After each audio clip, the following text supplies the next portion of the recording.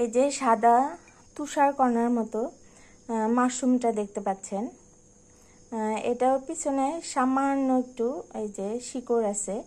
আর দেখেন যে এটা জেলির মতো, জেলি বা জেলাটিন দিয়ে কোনো কিছু তৈরি করা হলে সেরকম লাগে দেখতে।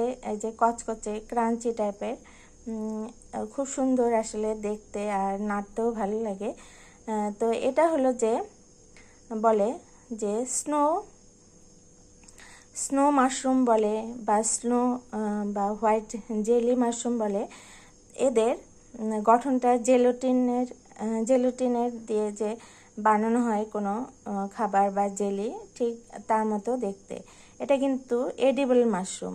এটা যে এডিবল মাশরুম, এটা স্যুপে বা ডেজার্টে খায়। যদিও আমি খাইনি কখনো মাশরুম, আসলে আমি খাওয়ার ব্যাপারে খুব একটা উৎসাহী নই। তো এটা হলো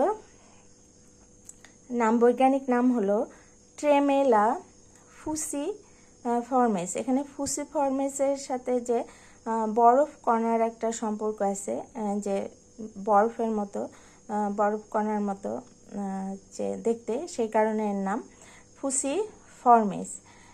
এই যে আরেকটা দেখাই, ছোট এটা, এবং এটা দেখতে পাচ্ছেন যে এটা যে এরকম জেলির মতো গুলা অংশ, এই যে এরকম জেলির মতো অংশ, তাই একে জেলি ফাঙ্গাসও বলে।